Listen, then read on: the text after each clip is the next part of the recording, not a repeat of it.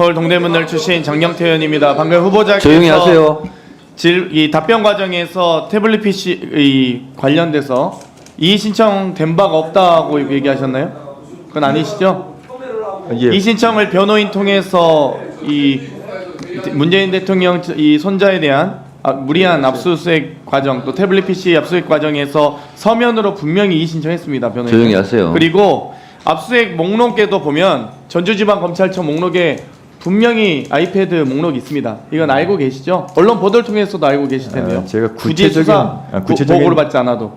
구체적인 내용 모르고 그러한 부분에 논란이 있고 전주지검에서 알겠습니다. 경고가 다르다는 분명히 답변은 알고 압수수색 있습니다. 물품에 아이패드 있었습니다.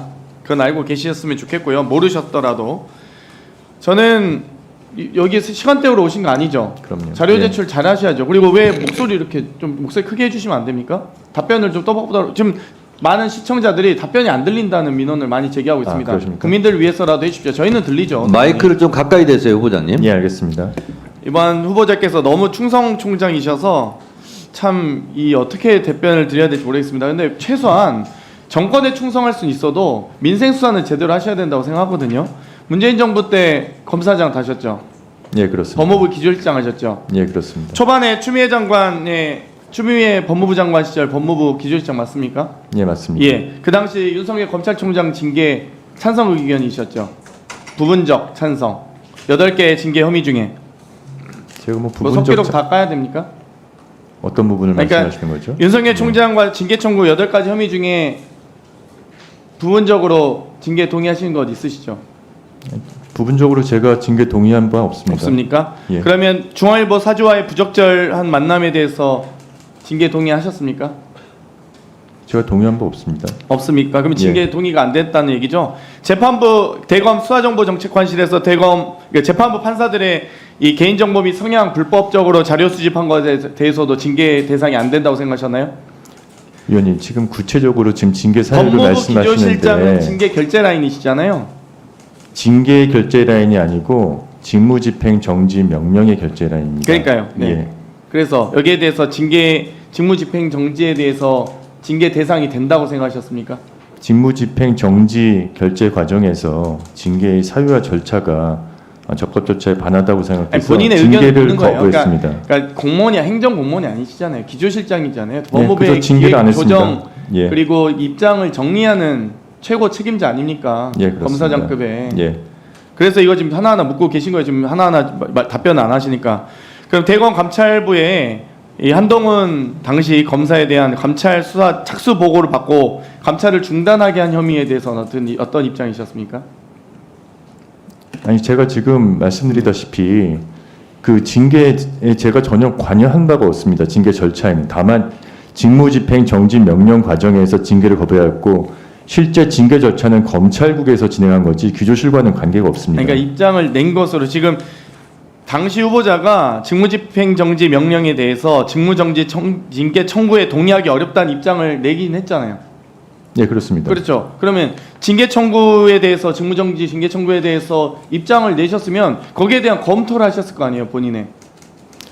그러면 검토도 안 하고 입장을 내신 거예요? 징계 청구에 대해서 동의하기 어렵다?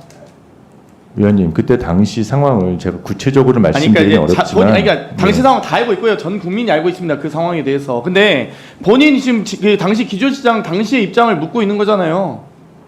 그래서 지금 하나하나 묻고 있는 겁니다. 이 한동훈에 대한 수사방해 목적으로 전문 수사 자문단 소집 강행해서 수사지휘권 부당하게 행사한 혐의에 대해서 어떤 입장이셨습니까?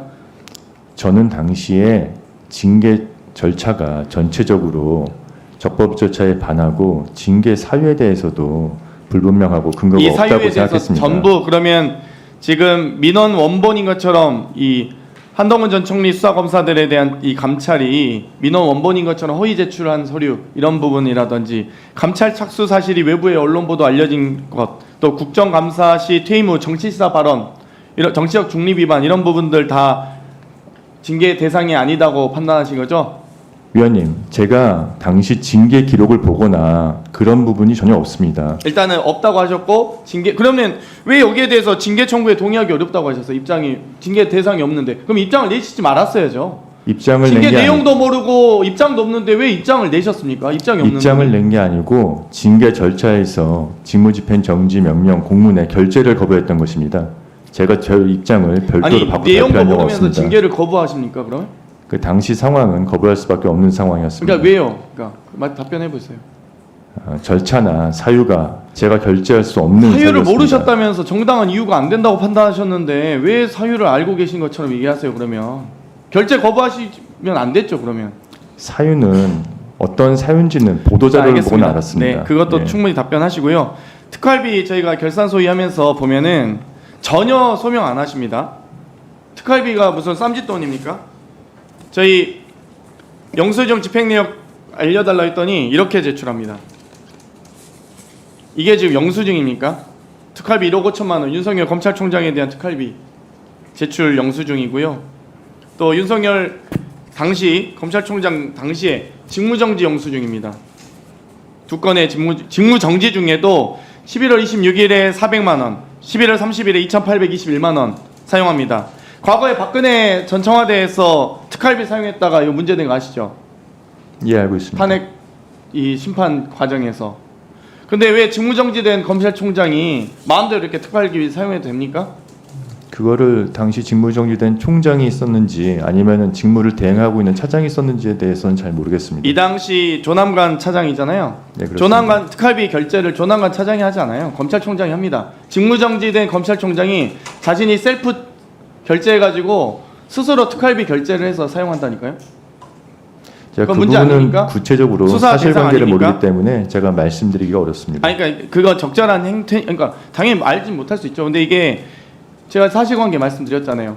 본인이 셀프 결제해서 본인이 직무정지 과정에서 특활비 사용한 거 문제 아닙니까? 위원님께서 말씀하신 그 내용이 사실인지 여부에 대해서 제가 정확히 알지 못하기 때문에 답변드리기 어렵습니다. 최소한 본인 입장은 있으실 거 아니에요. 어려운 질문 하는 거 아니잖아요. 중학생도 이거 답변할 수 있습니다. 이 정도는. 직무정지된 검찰총장이 자기가 결제해서 특활비 사용할 수 있냐고요. 그리고 영수증도 제출도 안 하면서 자기 쌈짓돈입니까? 개인 사비예요?